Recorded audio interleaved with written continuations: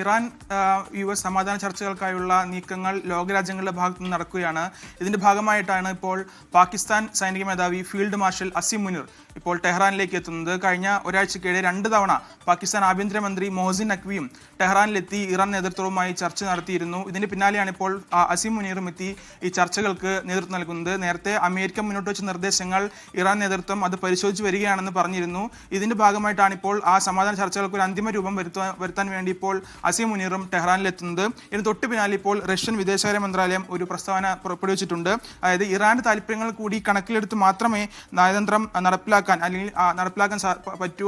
അതുകൊണ്ട് മാത്രമേ പ്രതിസന്ധിക്ക് പരിഹാരം കാണാൻ സാധിക്കൂ എന്നാണ് ഇപ്പോൾ റഷ്യ അറിയിച്ചിരിക്കുന്നത്. ചർച്ചകളോട് തീരുമാനങ്ങൾ എത്തണം.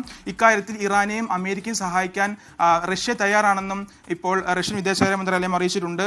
ആണവ സമ്പുഷ്ടീകരണ വിഷയത്തിൽ തീരുമാനമെടുക്കേണ്ടത് അത് ഇറാനാണ്. സമ്പുഷ്ടീകരിച്ച യുറേനിയം അത് ആർക്ക് കൈമാറണമെന്നും ഇറാന് തീരുമാനിക്കാം. എന്തായാലും സമാധാന ചർച്ചകൾ ഒരു ഘട്ടത്തിലെത്തി കഴിഞ്ഞാൽ ഒരു നീക്കത്തിന് സഹായിക്കാമെന്ന് ഇപ്പോൾ റഷ്യയും അറിയിച്ചിട്ടുണ്ട്. അത്തരത്തിൽ റഷ്യയും പാകിസ്ഥാനും മുന്നിട്ടിറങ്ങി ഒരു സമാധാന ചർച്ചകളാണ് ഇപ്പോൾ ടെഹ്റാൻ കേന്ദ്രീകരിച്ച് നടന്നുകൊണ്ടിരിക്കുന്നത്. ഈ ഘട്ടത്തിലാണ് അമേരിക്കയുടെ നിലപാട് ഇപ്പോൾ വ്യക്തമാകുന്നത്. നേരത്തെ അമേരിക്കൻ പ്രസിഡന്റ് ഡൊണാൾഡ് ട്രംപ് താൻ ഇറാനുമായുള്ള ആ ചർച്ചകളുടെ അവസാന ഘട്ടത്തിലാണെന്ന് പറഞ്ഞിരുന്നു.